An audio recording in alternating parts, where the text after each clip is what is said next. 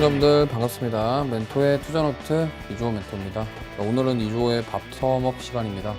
자, 근데 사실 오늘 바텀업 하기에는 시장이 너무 안 좋아서요. 좀 외부 이슈들 위주로 좀 말씀을 드리고 앞으로 9월 달에 도대체 어떠한 섹터를 봐야 되고 지금 현재 상황은 어떤지, 그리고 반도체 주들 왜 저렇게 빠진 건지, 특히나 어제 밤 필라델피아 반도체 지수 7% 하락에 대한 이유가 뭔지, 이러한 것들에 대해서 하나씩 얘기해보는 시간 갖도록 하겠습니다. 물론 시장이 빠져서 좀 오늘 사실 장 초반에 이런 생각 하셨을 거예요. 8월 5일 날 그날의 악몽이 다시 떠오른다 이러시면서, 그래도 그날만큼은 빠지진 않았다라는 점, 좀 뭐 어떻게 보면은 긍정적이라고 해야 될지는 모르겠습니다만, 그래도 조금은 좀 안도할 수 있었던 하루가 아니었나. 왜냐면 음봉이 저렇게 막 굵진 않았잖아요, 그죠? 저게 뭐 8월 1일부터 처참했기 때문에 저거에 비하면은 그나마 좀 선방했다는데, 또 내일 어떻게 될지는 알 수 없습니다. 하지만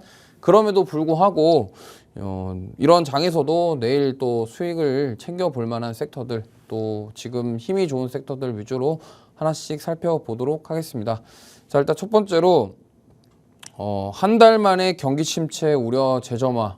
네, 이 얘기를 안 할 수가 없는데, 사실 8월 5일 날도 약간 비슷한 이유로 좀 빠졌는데, 그때 얘기가 나왔던 게 아래 공포, 그 다음에 엔캐리 트레이더 청산, 그 다음에 제조업 둔화, 이거였는데 어제도 좀 결이 비슷했습니다. 어제도 ISM 제조업 PMI 지수랑 PMI 제조업 PMI 발표가 있었는데 예상치보다 둔화하는 흐름이 나왔고요. 그러다 보니까 이제 경기에 대한 위축, 그리고 제조업에 대한 불안감, 이러한 것들이 사실 피크아웃에 대한 D램이랑 낸드, 레거시 반도체 쪽에 피크아웃에 대한 그런 것을 조금 더 증폭시키는 그런 결과가 만들어지지 않았나, 이렇게 생각을 하고 있고요.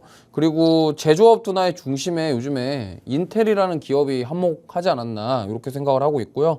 지금 인텔이랑 폭스바겐 같은 경우가 경영난으로 인해서 뭐 독일 공장 뭐 그거를 완전히 그냥 뭐 포기한다, 뭐 이런 식으로 얘기가 나오고 있는 상황이라서, 원래 공장에 대한 부분들이 있었는데 그 투자에 대한 부분이 지금 문제가 아니라, 어쨌든 인텔 같은 경우는 파운드리 사업까지도 철수를 하겠다라는 그런 얘기가 나오면서, 지금 어떻게 보면은 뭐 제조업 PMI도 위축되는 모습이 나왔는데 인텔까지 합세하다 보니까 반도체 투심 자체가 완전히 얼어붙어 버렸다, 좀 이렇게 볼 수 있을 것 같습니다. 자, 그래서 그거에 대한 이야기들을 오늘 하나씩 풀어가 보도록 하겠습니다. 자, 첫 번째로 아까 말씀드렸던 이 제조업 PMI 부분인데, 어제 밤 10시 45분에 8월 제조업 PMI 발표가 있었는데 예상치보다 하회를 했습니다. 예상치가 48이었는데 47.9가 나왔고요. 이전치가 49.6이었어요. 그러면 뭐냐면 이전치보다도 낮게 나왔고 예상치보다도 낮게 나왔다. 그리고 11시에 ISM 제조업 PMI 발표했는데 역시나 이것도 예상치보다 낮게 나왔습니다. 낮게 나왔고요. 물론 이전치보다는 좀 높게 나왔습니다만, 어쨌든 이러한 부분들이 투심을 자극했다. 그리고 좀 보시면은 맨 밑에 보이실지 모르겠는데 ISM 제조업 물가지수라고 있는데 요거는 또 늘었어요. 그 말인즉슨 뭐냐면, 이거 제조업을 가동하기 위해서 필요한 그런 뭐 여러 가지 비용들이 늘었다라고 해석해 볼 수 있거든요. 그렇기 때문에 이러한 것들, 그리고 중간중간에 있는 고용지수는 뭐랑 신규 수주지수, 이런 부분들이 있어서 지표들이 좀 안 좋게 나왔기 때문에 이 부분에 있어서 지금 많이 하락이 나왔다, 이렇게 보시면 되겠고, 뉴스 기사를 보니까 지금 계속적으로 고금리 기조가 이어지다 보니까, 물론 금리 인하를 할 거지만 아직까지 고금리 기조가 이어지다 보니까, 그리고 대선을 또 앞두고 있는 상황에서 미중 분쟁에 대한 격화, 이런 부분들이 기업들의 투자를 망설이고 있다, 이러한 뉴스가 나왔습니다. 근데 지금 뭐 보면은 투자를 망설이는 게 아니라 그냥 하던 사업을 없애버리는 지금 그런 분위기이기 때문에 이거에 대한 공포지수, 빅스지수 굉장히 많이 급등하고 있고요. 그로 인해서 여러 가지 상황들이 지금 투자자들에게 좀 공포감을 줄 수 있고, 또 성장주 위주로 좀 투심이 얼어붙어 버리는 이러한 결과가 나왔다, 이렇게 볼 수 있겠습니다. 자, 그래서 지금 뭐 오늘 인텔 얘기를 좀 안 할 수가 없는 게, 뭐 이런 말들도 있어요. 인텔 리스크가 국내 파운드리 기업 삼성전자에게 반사이익이 아니냐, 이런 얘기가 있는데, 사실 인텔 같은 경우는 좀 과거 히스토리를 말씀을 드리면 2021년도에 그러니까 코로나 때 이제 파운드리에 대한 부분들을 좀 투자를 받고 이제 미국 정부에서 보조금을 받으면서 파운드리 사업에 대한 진출을 하겠다라고 했어요. 쉽게 말씀드리면 인텔이 이때 파운드리 한다고 하면서 미국으로부터 받은 보조금이 엄청납니다. 근데 지금 딱 불과 3년 지났는데 뭐 경영난에 있어서 매각을 한다라는 소식까지 나오고 있는 상황이에요. 굉장히 지금 뭐 그렇죠. 그러면서 지금 주가가 인텔 주가가 굉장히 많이 빠졌고 다우지수에서 퇴출될 위기에 있다라고 합니다. 지금 보시면은 저때 개파락한 게 실적이거든요. 실적이 안 좋게 나오면서 빠졌는데 지금 아예 반등 자체를 못하고 저점을 또 깨려는 모습이 나오고 있습니다. 지금 보면은 이런 얘기도 있어요. 인텔이 지금 보조금 받으려고 파운드리 한다고 미국에다가 쇼한 거 아니냐 뭐 이런 얘기도 있습니다. 근데 뭐 이거는 사실이 아니기 때문에 사실인 것처럼 말씀드릴 수는 없지만 그러한 가능성까지도 지금 얘기가 나오고 있다. 그렇다고 한다면 삼성전자가 만약에 지금 인텔이 생산하고 있는 CPU들의 그런 파운드리 반사 이익을 위탁 생산을 받을 수 있냐에 대한 부분인데 저는 개인적으로 지금 만약에 삼성전자가 크게 수혜를 받을 거였으면 반등이 좀 나오지 않았을까 이렇게 생각을 하는데 지금 반등이 안 나오고 있죠. 그렇다 하면 지금 인텔이 만약에 파운드리를 매각하고 그러면은 만약에 인텔에서 설계한 것들을 어디다 맡길 것이냐를 곰곰이 생각해 봤는데 TSMC일 가능성이 높다라는 점. 그러면 지금 파운드리 시장에서 TSMC가 차지하는 비중 자체가 60%가 넘기 때문에 거의 뭐 이 정도면은 거의 독점하려고 하는 수준입니다. 그렇기 때문에 삼성전자 입장에서는 지금 제가 봤을 땐 이거를 따라잡기 위해서 드라이브를 걸어야 되는 상황이고 그렇다고 한다면 삼성이 과연 TSMC를 따라잡기 위해서 카드가 뭐가 있냐 그 부분을 우리는 좀 봐야 되지 않을까 싶습니다. 뭐 지금 당장에는 어떠한 카드는 없어요. 하지만 삼성에서 어떠한 얘기들을 할지 앞으로 또 어떻게 풀어나갈지 뭐 이러한 점들을 봤을 때 우리는 계속적으로 지켜봐야 되지 않을까 이렇게 생각을 하고 있는데 사실 주가 흐름 보면은 굉장히 아쉽습니다. 그렇기 때문에 이 부분에 있어서 좀 시간이 걸리지 않을까 이렇게 생각을 하고 있고 그리고 인텔 같은 경우가 사실 어쩌다가 이렇게 되었을까를 좀 돌이켜보면요. 과거에 2017년도, 16년도 이때만 해도 인텔 그 PC 데스크탑 시장 CPU 점유율이 90%가 넘었었습니다. 그때 AMD는 거의 명함도 못 내미는 수준이었어요. 근데 지금 보면은 요게 이제 다나와라는 사이트 리서치 자료인데요. 지금 2023년도 4월부터 올해 3월까지의 인텔 AMD CPU 점유율 비교입니다. 지금 보면은 인텔이 2023년도 4월만 해도 AMD보다 높았어요. 점유율 자체가. 근데 어느 순간부터 따라잡히기 시작하면서 역전당합니다. 그리고 지금 올해 제가 알기로는 AMD가 이미 따라잡았고 AMD가 이 데스크탑 CPU 시장에서 지금 인텔을 앞질렀다. 근데 그 부분이 화두가 된 게 뭐냐면 인텔 CPU가 지금 15세대, 16세대 이렇게 나오고 있는데 13, 14세대 그러니까 22년도, 23년도 그 CPU가 문제가 있었어요. 근데 이 CPU에 대한 불안정성에 대한 문제가 있었는데 인텔 회사 측에서 이러한 데에서 해명을 아예 하지도 않았을 뿐더러 거기에 대한 뭔가 문제는 계속 제기가 되는데 그거에 대한 대응이 너무 안 좋았습니다. 그러다 보니까 AMD를 쓰는 게 낫겠다. 왜냐면 일부 그 게임 커뮤니티라던가 보통 이제 이러한 고사양 CPU를 쓰는 사용자들은 대부분 다 그런 게임을 즐겨 하시는 분들입니다. 특히나 고퀄리티의 비디오 게임들을 즐겨 하시는 분들인데 그분들의 서식하는 그런 커뮤니티에서 약간 이런 얘기가 좀 많이 나오고 있어요. 그러다 보니까 이게 어쨌든 인텔 13, 14세대 안 좋은데 그럼 15, 16세대 앞으로 출시될 것도 안 좋을 거 아니야. 지금 이게 문제였던 것 같고요. 근데 더 중요한 건 뭐냐면 인텔이 과거에 이제 CPU 시장에서 너무 많이 우위를 점하다 보니까 저는 이렇게 생각합니다. 여기에 뭐 인텔의 CEO라던가 여기 핵심 마케팅 담당 뭐 재무이사들이 사실 되게 똑똑하신 분들이거든요. 뭐 공부도 많이 하셨을 거고 거의 박사급 이상의 정말 많은 교육을 받으신 분들인데 왜 이들은 놓쳤을까요? 왜 AI도 따라잡히고 데스크탑 CPU도 따라잡히고 이제는 AI CPU까지 왜 따라잡힐 위기에 놓였을까를 한번 생각해 보면 인텔 같은 경우는 과거의 영광에서 벗어나오지 못했다. 무슨 말이냐면 우리 회사는 CPU 잘 팔리니까 돈 잘 버는데 근데 굳이 왜 우리가 새로운 데 투자를 해야 돼? 그 당시에 2016년, 17년 잘 나갈 때 그 당시에는 인텔은 그런 생각을 하지 않았을까 싶어요. 그러다 보니까 지금 보면은 스마트폰부터 시작해서 이 스마트폰 시장이 점점 빠른 속도로 커져가는 가운데 인텔은 거기에 투자를 안 한 거예요. 그러니까 지금 보면은 결국에는 모바일 CPU 시장 AP라고 하거든요. 어플리케이션 프로세서라고 하는데 그쪽 시장 결국에는 누가 다 점령했습니까? 애플이랑 다른 퀄컴이라던가 이런 데서 다 점령을 했단 말이에요. 심지어 지금 삼성 스마트폰 우리 갤럭시도 보면은 거기에 들어가는 스냅드래곤이 퀄컴 겁니다. 그럼 뭐예요? 인텔은 AP 시장에서 지금 거의 뭐 인지도가 없어요. 그러면 무슨 말이냐?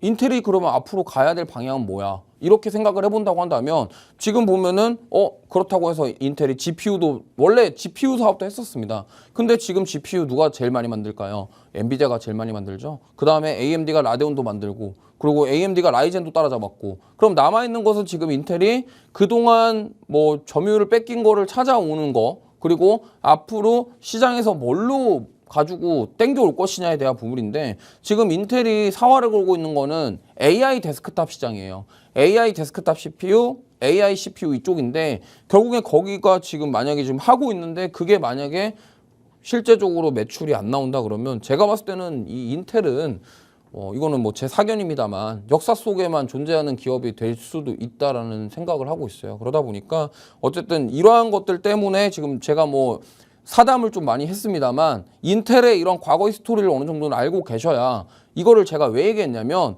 삼성전자랑 하이닉스를 바라볼 때도 저는 마찬가지라고 생각해요. 무슨 말이냐면 지금 뭐 그렇다고 삼성전자랑 하이닉스가 인텔처럼 저런 뭐 안 좋은 그런 방향으로 가고 있다 이런 얘기가 아니라 좋은 방향으로 가려고 하고 있는 건 맞는데 결국에는 지금 하이닉스와 삼성전자가 바라보는 시장이 앞으로의 미래에 대해서 준비를 제대로 하지 않는다고 한다면 과거에 이런 뭐 D램 시장에서 당연히 메모리 반도체는 삼성전자가 월등하게 1위 있는 건 맞습니다만 거기에 안주하다가 인텔과 같은 상황이 안 나오리라는 법은 없습니다. 그렇기 때문에 하이닉스랑 삼성전자에 대한 그런 흐름들 그리고 우리가 뭐 지금 시청하시는 시청자분들이 주주분들이시라고 한다면 하이닉스와 삼성전자가 그런 올바른 길로 가고 있는지 그런 투자는 잘 되고 있는지 이런 것들을 꼭 확인하시면서 주식을 계속 보유해야 되는 거지 만약에 그런 방향이 잘못됐다라고 판단이 되면은 과감하게 버리고 나와서 다른 기업에 투자하는 게 맞다. 왜? 인텔에 장기 투자하셨던 분들은 이번에 정말 어떻게 보면은 뒤통수를 제대로 맞는 거 아닌가 이렇게 생각하고 있습니다. 그렇기 때문에 뭐 이건 좀 사담이 길었는데 어쨌든 요거를 말씀드린 이유는 조금 이따가 말씀을 드릴게요. 자, 그래서 반도체 섹터 과연 저가 매수의 기회인가? 요거를 좀 한번 얘기해 보겠습니다. 일단은 오늘 삼성전자가 종가에 딱 7만 원에 마감을 했습니다. 근데 이게 오늘 좀 약간 중요한 게 뭐냐면요. 우리 8월 5일 날 있죠? 8월 5일 날 저점을 깼어요. 무슨 말이냐면 저점을 이탈했다라는 겁니다. 그게 핵심인데 보통 이런 식으로 급락이 나온 다음에 이렇게 원래 추세를 돌리려면요. 뭐 좀 V자 반등까지는 아니더라도 여기서 1차로 반등한 다음에 지켜줘야 돼요. 그러니까 무슨 말이냐면 저점을 낮추지 않는 상태에서 고점을 높여가야지 반등할 수 있고 리바운드가 나오고 추세 되돌림이 나오는 상황이 벌어지는데 이거는 지금 기술적으로 봤을 때는 저점을 깼단 말이에요. 그럼 만약에 여기서 더 빠지면 이제 이거는 반등이 당분간 쉽지 않을 수도 있다라는 부분입니다. 그렇기 때문에 굉장히 중요하고요. 사실 그때 8월 5일 날 뭐 급락 나오고 나서 사실 빠르게 회복하면서 8만 원 부근까지도 올라갔었습니다만 그거를 그대로 또 다시 반납을 다 했죠. 그렇다 한다면 지금 삼성전자가 도대체 주가가 왜 이렇게 빠지는 거냐 이거에 궁금하실 분들을 위해서 이따가 설명드리고 그다음에 하이닉스도 마찬가지입니다. 하이닉스도 물론 삼성전자보다 뭐 이걸 또 양호하다고 해야 될지는 모르겠습니다만 어쨌든 지금 하이닉스는 전저점이 15만 1,600원이었습니다. 근데 이탈은 하진 않았어요, 오늘. 하지만 오늘 그래도 많이 빠졌기 때문에 지금 내일 위태위태하다 이 말씀을 드리고 싶고요. 그러면 아니 도대체 왜 반등하다가 다시 꼬꾸라졌냐 이겁니다. 지금 보면은 반도체 피크아웃에 대한 우려가 지금 하이닉스와 삼성전자의 발목을 잡고 있어요. 왜냐하면 지금 어떻게 보면 삼성전자는 파운드리의 성장으로 지금 주가가 오를 수 있는 여건이 안 돼요. 무슨 말이냐? 지금 보면은 반도체 같은 경우는 크게 시스템 반도체 그리고 메모리 반도체가 있는데 시스템 반도체가 비메모리 반도체입니다. 어쨌든 우리나라 두 기업이 메모리 반도체에서는 뭐 글로벌 거의 탑이에요. 근데 지금 시스템 반도체 결국엔 이 부분에서 TSMC를 따라갈 수가 없는 상황이고 특히나 하이닉스 같은 경우는 시스템 반도체를 안 하죠. 지금 안 하는데 삼성전자만 지금 하고 있는데 결국에는 여기서 그럼 삼성전자가 뭘로 따라갈 거냐에 대한 의구심이 드는 거죠. 그러다 보니까 주주들 입장에서 또 외국인과 기관 메이저 수급들 입장에서는 지금 우리가 하이닉스랑 삼성전자를 사야 될 이유는 뭐지? 없는 거예요. 그들이 봤을 때.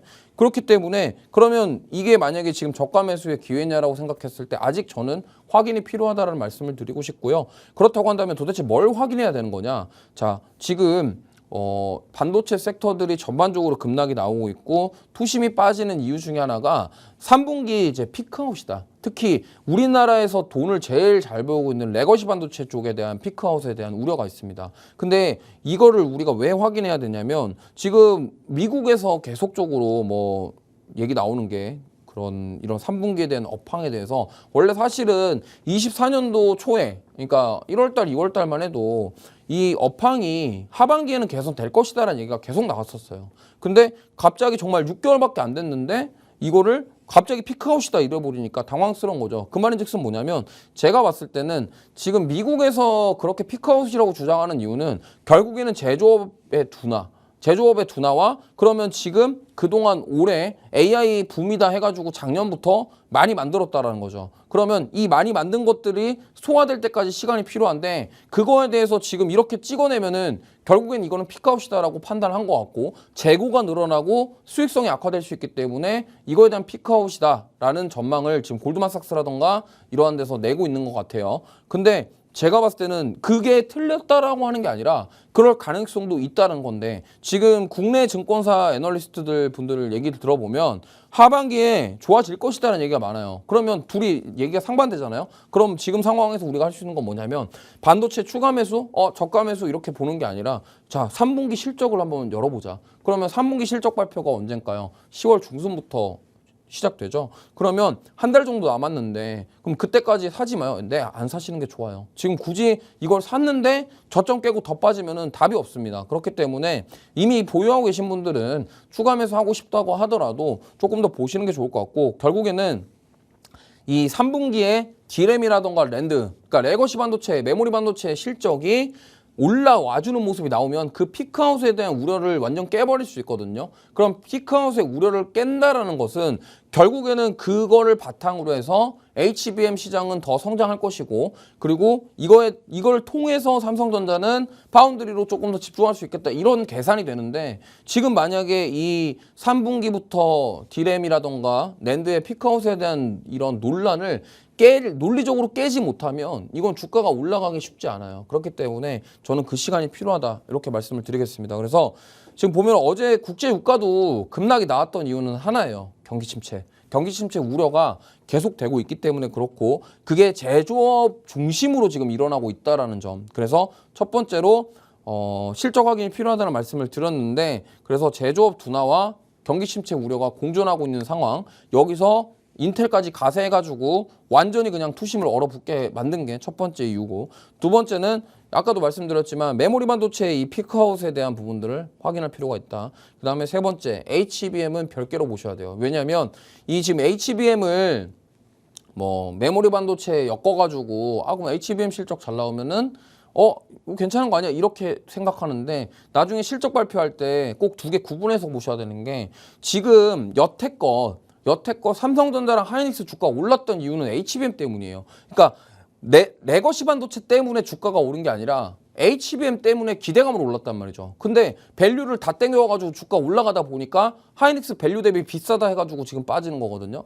그렇다고 한다면 그 땡겨온 밸류들은 HBM으로 증명해야 되는 거고 그럼 D램이랑 낸드에 대한 부분은 따로예요. 그러면 여기서 만약에 D램 낸드 실적이 안 좋으면 더 빠질 수 있다라는 부분을 꼭 염두해 두시기 바랍니다. 그 다음 네 번째 시스템 반도체 쪽은 오히려 TSMC 쪽으로 집중될 가능성이 높다. 왜냐면 이미 지금 미국 기업들은 대부분 다 TSMC에 맡겨요. 애플부터 시작해서 대부분 기업들, 엔비디아부터 큰손 고객사들 죄다 TSMC입니다. 그러면 지금 삼성전자가 이러한 파운드리 2등 기업이라고 하더라도 시장 점유 자체가 굉장히 낮아요. 근데 여기서 만약에 더 가져올 수 있을 만한 모멘텀이 뭔가 있을까 생각해보면 아직까지는 뚜렷이 없거든요. 그렇다고 한다면 승부를 띄워야 되는데 저는 좀 약간 삼성바이오로직스랑 비교를 해서 본다고 한다면 삼성바이오로직스는 이미 드라이브를 걸었거든요. 뭐에 걸었냐면 생물보안법에 대한 그런 반사이익을 받을 수 있겠다라는 부분을 그런 캐파 증설로 드라이브를 건 거예요. 삼성바이오로직스는. 근데 지금 삼성전자는 결국엔 우리가 바운드리에다가 드라이브를 뭘 걸어야 되나를 아직 못 정하고 있다는 거고, 그게 왜 그러냐면 지금 HBM도 콜 테스트를 뭐 통과를 했다 말았다 이런 얘기가 있는데 뭐 사실 12단은 또 어떻게 되는지 아무도 몰라요. 그리고 8단도 통과를 해서 납품을 하고 있다고 하는데 과연 그 대상이 AMD인지 어디 엔비디아인지 아무도 모릅니다. 그렇기 때문에 이 부분에 있어서 그런 상황에서 TSMC 쪽으로 집중할 가능성이 높고, 그러면 삼성전자의 주가는 우리가 올라가려면 결국에는 이러한 것들이 해결이 돼야 된다. 자, 오늘 제가 좀 앞에 너무 길게 얘기했는데 다 이렇게 말씀드리는 이유가 있습니다. 이거를 말이 제가 어렵지만 말씀드린 게 어려울 수가 있어요. 내용 자체가. 그렇지만 이러한 것들을 모르고 주식 투자를 하면 결국에는 이 어려운 시장에서 살아남을 수가 없습니다. 그렇기 때문에 뭐 오늘 좀 어려운 얘기들을 많이 했는데 뭐 레거시 반도체, 메모리 반도체, 뭐 시스템 반도체 뭐 어려운 얘기들 많이 했는데 그래도 이러한 것들은 어느 정도 알고서 한번 가보자. 이러한 취지로 접근해 보셨으면 좋겠습니다. 자, 그래서 두 번째 이야기를 좀 해볼게요. 자, 이제 이 상황에서 우리가 그러면 반도체 말고 뭘 좀 봐야 되겠냐. 밸류업인데 사실 이 9월달 밸류업 지수 공개 예정이라고 하는데요. 저는 약간 이 부분에 있어서 되게 부정적입니다. 오늘은 사실 저는 부정적인 얘기를 좀 많이 할 수밖에 없을 것 같아요. 좀 보면은 뉴스 기사 보니까 밸류업 계획을 공시한 상장사가 9개 뿐이라고 합니다. 아니 그러면 이 뉴스 이 기자분이 참 저는 되게 참되신 분 같아요. 아니 도대체 저도 공감하거든요. 아니 상장사가 9개밖에 없는데 이걸 가지고 도대체 무슨 밸류업 지수를, 저도 무슨 생각인지 모르겠어요 이거를. 그래가지고 어쨌든 지금 코스피에 상장한 기업들이 거의 850개가 넘는데 도대체 9군데밖에 밸류업 이 공시밖에 안 했는데 뭘 가지고 지수를 만들 건지 저도 궁금합니다. 하지만 어쨌든 지금 최근에 나오고 있는 거는 지금 대기업들, 특히나 포스코 그룹주들도 밸류업을 공식화했고요. 이러한 부분들에 있어서 조금 가능성은 있지 않겠냐 이렇게 말씀을 드리고 싶지만, 그래도 아직도 지금 뭐 9월에 이 밸류업 지수를 공개하겠다고 했는데 이 과연 지수가 맞는 거냐라고 싶을 정도로 아직은 불안하다라는 점 참고하셨으면 좋겠고요.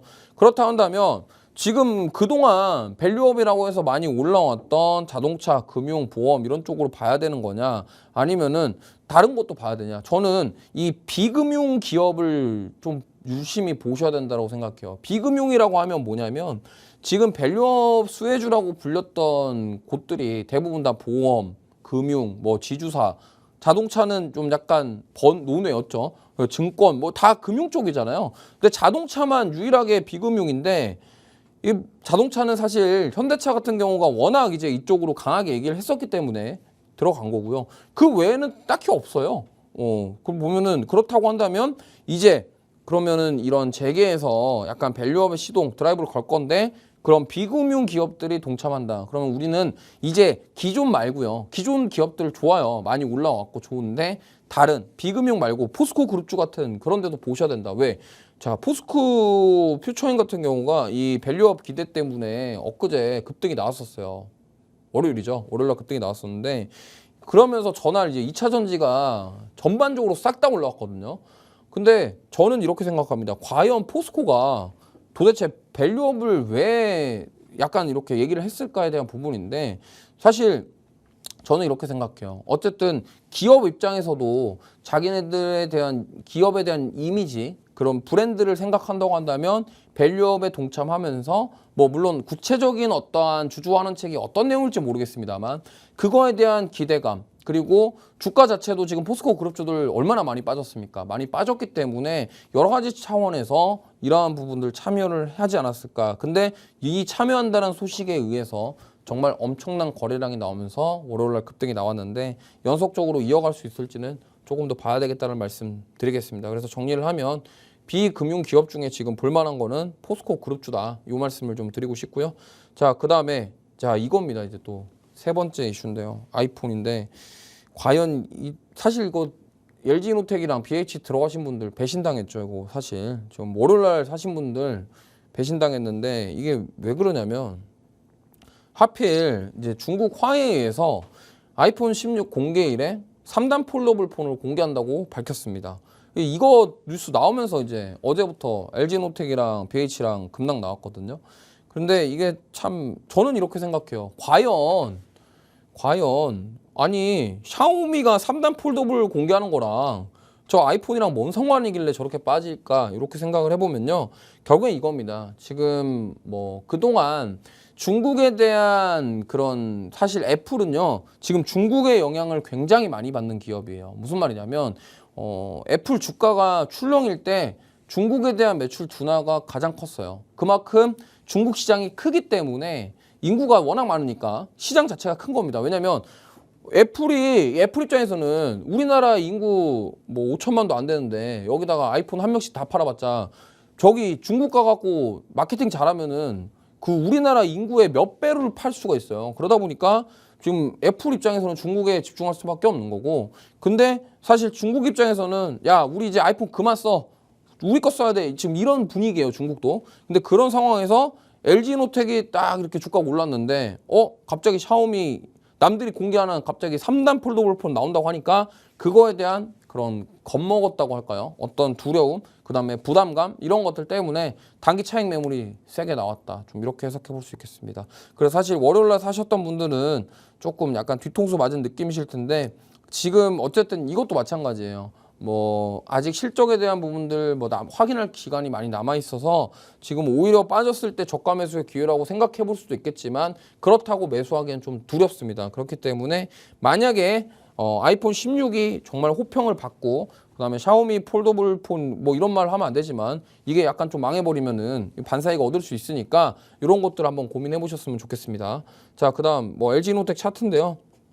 처참하게 빠졌습니다. 이거를 동안. 그래서 지금 그래도 제가 봤을 때는 좀 121평선 지켜주려고 하는 움직임 나오고 있기 때문에 다시 한번 매수 기회로 삼아 보시는 것도 나쁘지 않다 말씀드리겠고, BH도 마찬가지입니다. 올렸던 거 그대로 다 뺐습니다.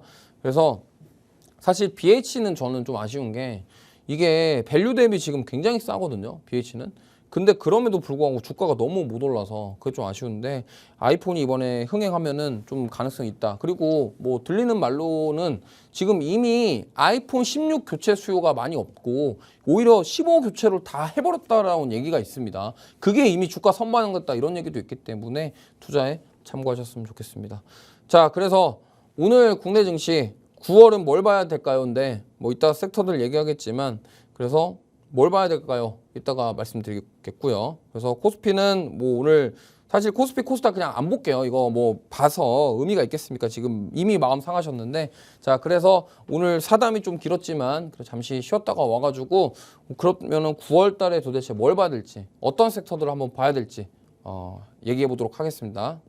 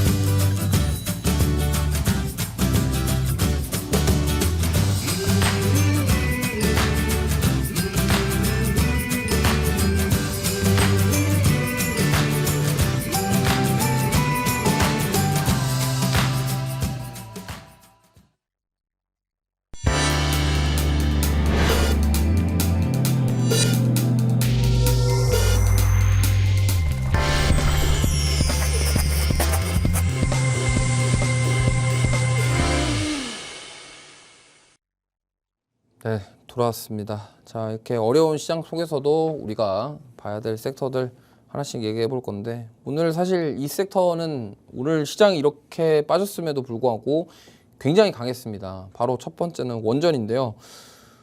이것도 사실 오늘 뉴스가 나왔는데 좀 긴가민가 했습니다. 도대체 왜 저렇게 적었을까? 체코가 이제 한국 와가지고 이 최종 계약의 체결에 대해서 확신을 한다?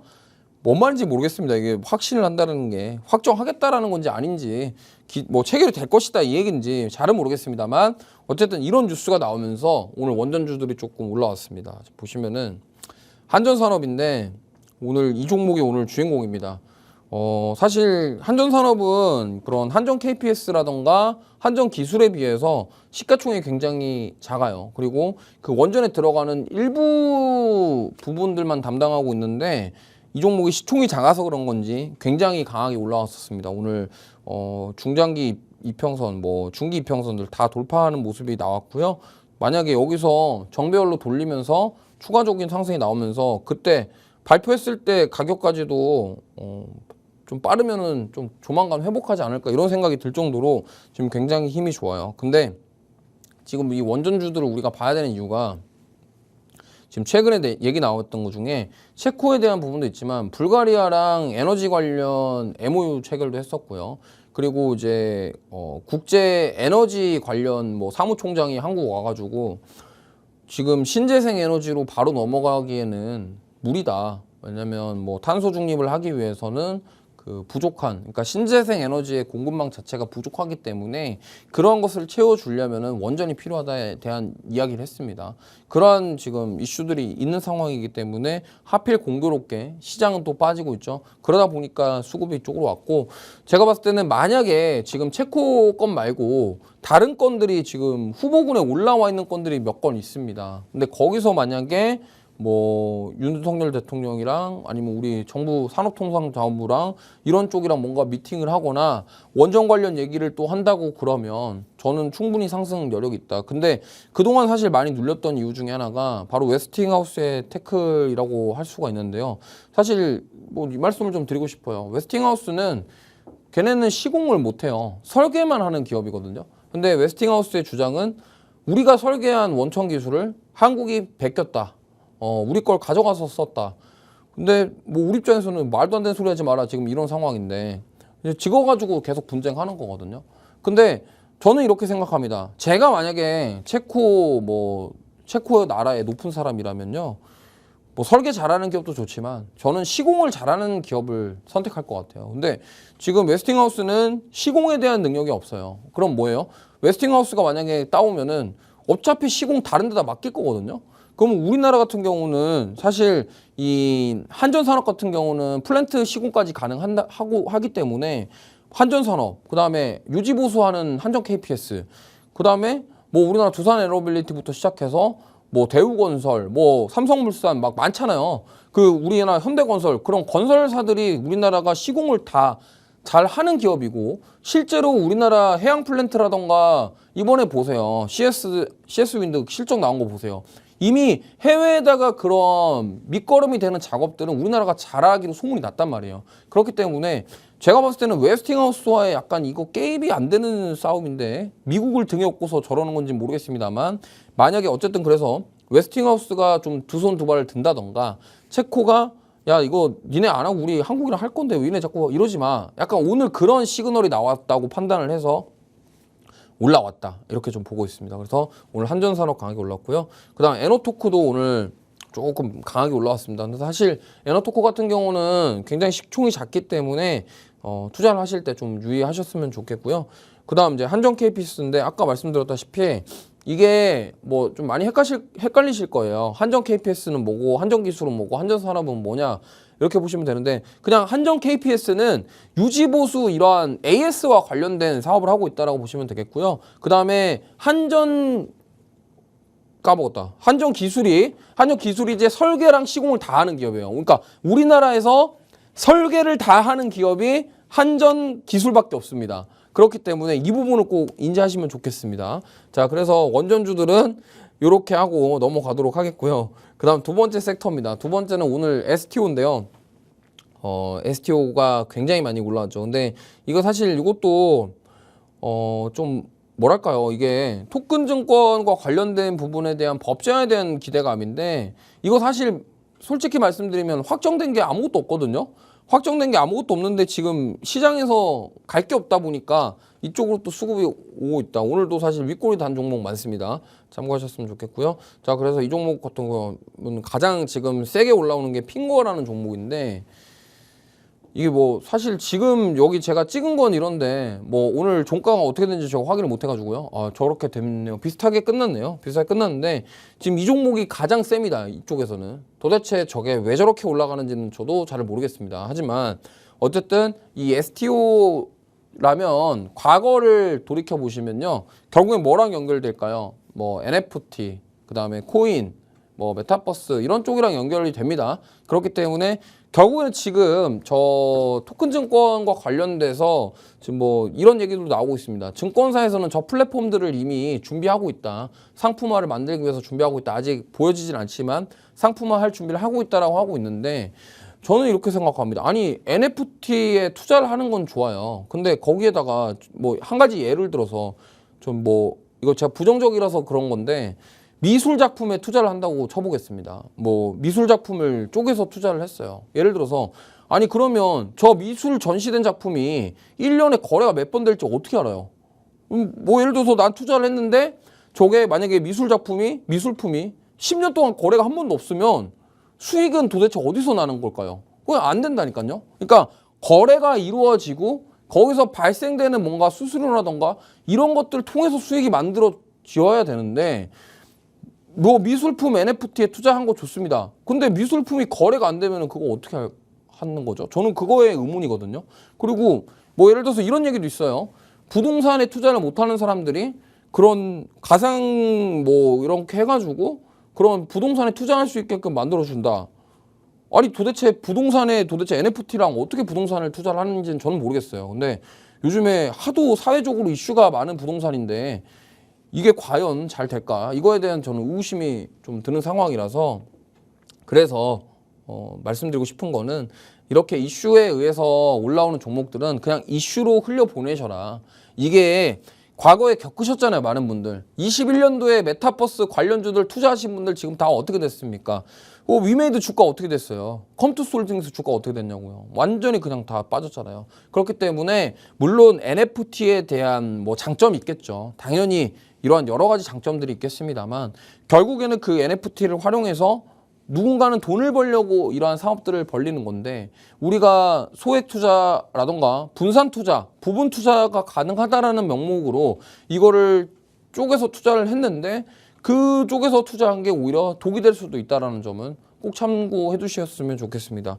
자, 그래서 K옥션인데 이게 지금 아까 그 제가 말했던 그 미술이 이거예요. 이게 K옥션이 뭐냐면 그쪽 미술품과 관련된 NFT 사업 한다라고 해서 주가가 오르는 그런 대표적인 기업인데, 아까도 말씀드렸습니다. 도대체 그 미술품이 10년 동안 거래 안 되면 그 투자한 사람은 돈을 어떻게 하냐 이거거든요. 그러니까 이런 것들도 사실 지금 올라오는 거에 대해서 그래요, 힘이 좋고 잘해서 수익 내시면은 좋습니다. 하지만 그거에 대해서 우리가 투자를 왜 해야 되냐를 한 번쯤은 생각해 보셨으면 좋겠습니다. 자, 그 다음 갤럭시아 모니터인데 여기는 그나마 좀 나아요. 왜냐면 이 다날 갤럭시아 모니터리 이런 쪽은요, 결제 대행기나도 피지사도 해요. 그렇기 때문에 차라리 여기가 결제 대행을 하기 때문에 NFT 결제하면은 그 결제 대행 수수료 이거는 좀 맥락이 좀 맞아 떨어지는 거거든요. 뭔가 사업적으로 그래 NFT 쪽으로 마케팅이 잘 되면 잘 되겠네 이렇게 볼 수 있다라는 겁니다. 그렇기 때문에 이것도 근데 마찬가지로 조심하시기 바랍니다. 자, 그 다음 세 번째 2차 전지입니다. 자, 이번에는 진짜로 추세를 돌릴 수 있나? 뭐 이거는 좀 봐야 될 것 같습니다. 그래서 보면은 자, 일단 LG에너지솔루션인데 오늘 조금 쉬어갔습니다만 그동안 잘 올라가고 있고, 제가 이거는 멘토의 투자노트에서도 말씀을 드렸던 종목이고 실제로 공략이 나갔었던 종목입니다. 언제 샀냐고요? 33만 원대 저희 공략했는데 아마 이날 샀을 거예요. 35만 원 가는 이쪽에 들어가신 분들 계실 텐데 수익 내실 분들은 내셨을 거고, LG에너지솔루션은 뭐 지금 뭐 두말할 필요가 없습니다. 가격적인 메리트는 충분하고요.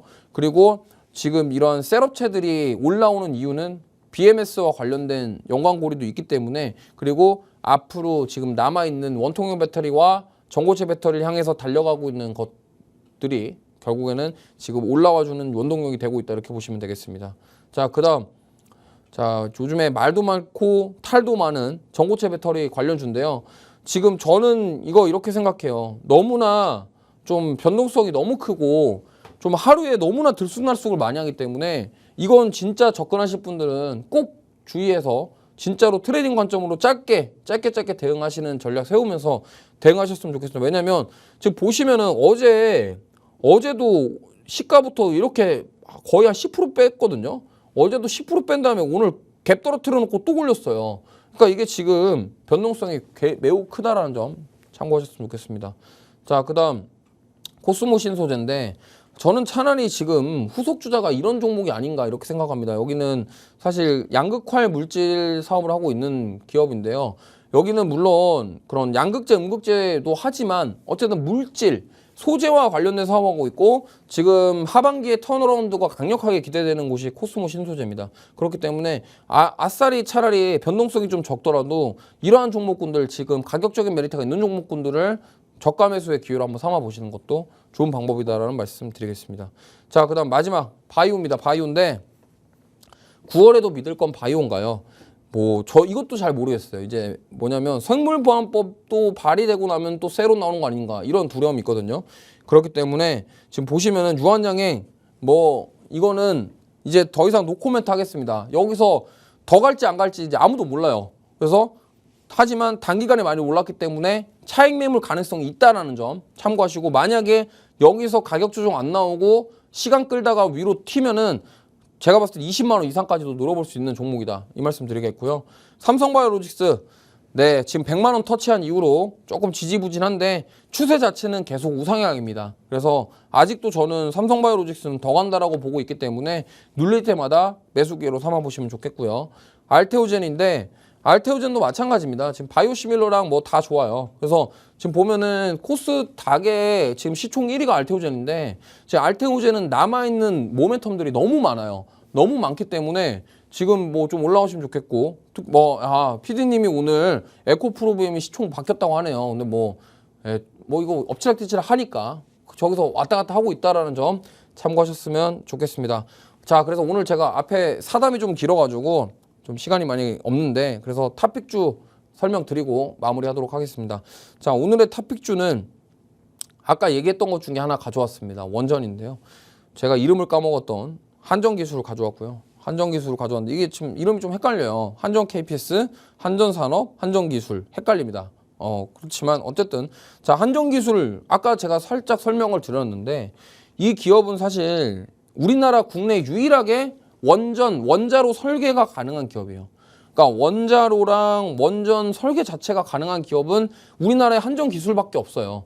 그렇기 때문에 이 기업이 사실 저는 대장인데, 이 대장의 주가는 사실 너무 힘이 없습니다. 그렇기 때문에 만약에 한전기술이 조금 더 치고 나가 주려면요, 결국에는 추가 원전 수주에 대한 부분들이 저는 있어야 된다. 하지만 그게 아니라 이번엔 채권이 조금 확실하게 뭔가 된다 그러면 사실 추가 상승 여력은 충분히 있다라는 점, 조정을 많이 받았기 때문에 가격적인 매력은 충분하다는 점 참고하셨으면 좋겠고요.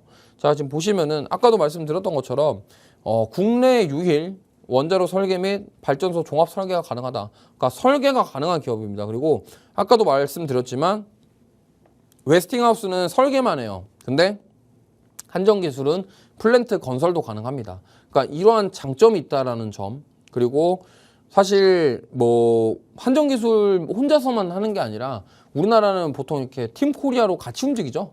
그러니까 정부 주도 사업이기 때문에 이러한 정부에서 우리 민간 기업들을 다 투여시켜요. 그래가지고 물론 이제 한전기술이라던가 이런 데서 하겠지만, 여기서 다 못하는 것들은 삼성물산도 불러오고요, 그다음에 대우건설도 불러오고요, 이렇게 해가지고 건설할 때 같이 합니다. 그렇기 때문에 이거에 대한 우리나라의 그 원전 메리트는 충분히 있다라는 점 참고하셨으면 좋겠고요.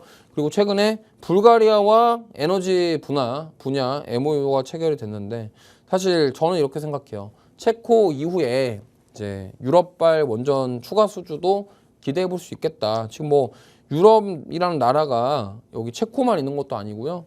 저기 동유럽 국가들 굉장히 많이 있습니다. 그렇기 때문에 추가 수주에 대한 부분도 우리가 기대해 볼 수 있겠고, 그리고 아까도 말씀드렸는데 국제에너지기구 IEA 여기 사무총장이 원전 중요성 발언을 하고 있습니다. 그렇기 때문에 지금 사실 원전은 뭐 영국이랑 프랑스도 지금 원전에 대해서 되게 긍정적이라고 생각을 하고 있고요. 특히나 이제 뭐 트럼프가 될지 해리스가 될지는 모르겠습니다만 트럼프도 원전은 긍정적이고, 그 다음에 아마 해리스가 되더라도 제가 봤을 때는 신재생으로 가기 위해서 원전이 필요하다는 저는 어느 정도는 인지하고 있을 거라고 생각을 합니다. 그렇기 때문에 원전은 사실 이 지금 가기 위한 중간 과정이에요. 왜냐하면 이거 뭐 간단한 사례만 들고 마칠 건데, 사실 탄소 중립으로 가기 위해서 우리가 지금 대체 에너지가 많이 필요합니다. 근데 사실 운송과 관련된 가장 큰 문제들이 있어요. 무슨 말이냐면 뭐 우리나라 같은 경우야 뭐 땅덩어리가 좀 좁기 때문에 그나마 뭐 좀 인프라 구축만 잘하면은 뭐 만든 에너지를 가지고 이송하는 데 크게 문제가 없겠지만, 사실 우리나라 같은 경우는 기후적인 여건 때문에 태양광이라던가 풍력이 힘들어요. 사실 태양광도 그렇고 풍력은 더군다나 힘듭니다. 우리나라에서 풍력 발전으로 에너지 뽑을 수 있는 데가 태백 산맥밖에 없어요. 대관령 그쪽밖에 없단 말이에요. 그렇기 때문에 거기 면적 자체가 되게 한정적이라서 우리가 이제 원하는 만큼의 공급을 해줄 수 있는 그런 여건이 안 됩니다. 그래서 뭐 그렇다고 우리나라 해상 풍력을 하기 위해서 뭐 바다를 우리가 하면 우리나라 기후 조건 자체가 안 돼요. 그 조건이. 그래서 지금 보통 보면은 이번에 CS 윈도도 그렇고요. 다 해외 수출입니다. 그러면 결국에는 미국은 또 땅이 너무 넓죠. 그러면 지금 태양광이라던가 풍력이라던가 여러 가지 에너지들을 운송하는데 그 인프라 구축이 굉장히 시간도 많이 필요하고 돈도 많이 들어요. 심지어 수소 같은 경우도 대체 에너지인데 수소 운송과 관련된 부분들, 폭발의 위험성에 대한 부분들, 그리고 그 이송할 때 암모니아에 액화시켜가지고 이송해야 되는 그런 기술들, 그런 그린 수소 관련 기술들 자체가 아직 다 완벽하게 개발된 게 아니에요. 그러다 보니까 저는 이런 원전 관련주들은 이러한 어떻게 보면은 탄소 중립으로 우리가 가는 과정 속에 그런 화석 에너지에서 신재생 에너지로 넘어가는 과도기 단계에 저는 가교 역할을 해줄 수 있는 게 바로 원전이라고 생각합니다. 그래서 오늘 한전기술 보시면 좋겠고요. 자, 저기 뭐 팍스 통신망 입장하시는 분들 통해서 제가 뭐 가격 전략까지도 한번 제시를 해드리면서 수익을 챙겨볼 수 있는 기회를 잡아보도록 하겠습니다. 자, 오늘도 어려운 시장 속에서 정말 고생 많으셨고요. 남은 오후 시간도 잘 마무리하시고 저는 다음 주에 인사드리도록 하겠습니다. 자, 오늘도 어려운 장 속에서 고생 많으셨습니다. 저는 이만 물러갑니다. 감사합니다.